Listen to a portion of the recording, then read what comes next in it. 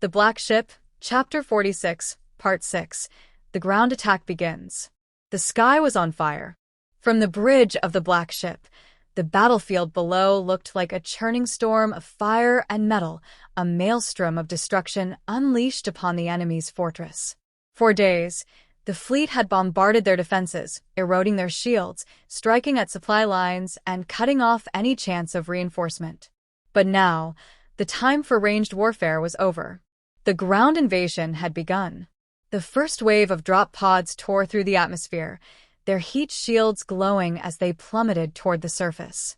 Each pod carried heavily armed troopers, their armor sealed against the violent descent.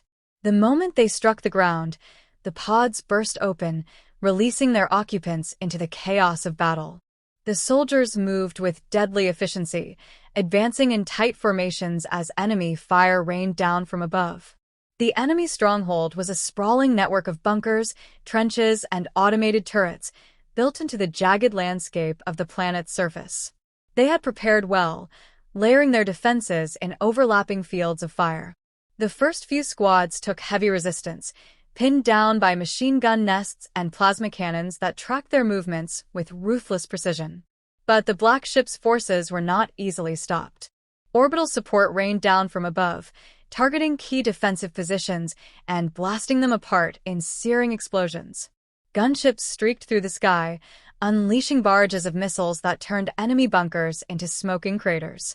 A second wave of drop pods slammed into the battlefield, reinforcing the frontline troops. These carried specialized shock units, demolition experts, heavy gunners, and close combat specialists, designed to break through the toughest defenses.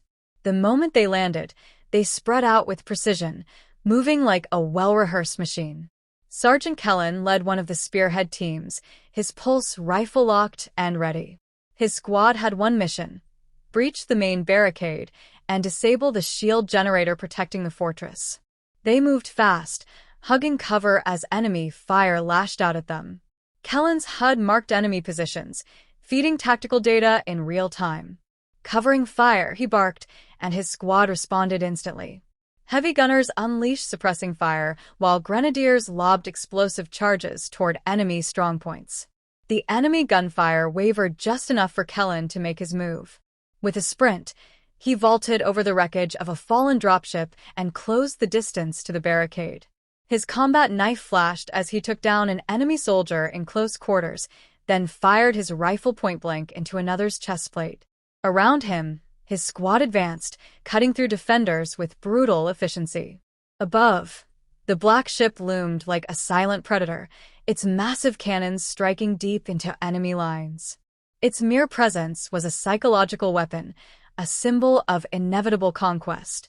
The defenders fought with desperate ferocity, but they were outmatched. At the far end of the battlefield, a massive explosion signaled the destruction of one of the fortress's shield pylons.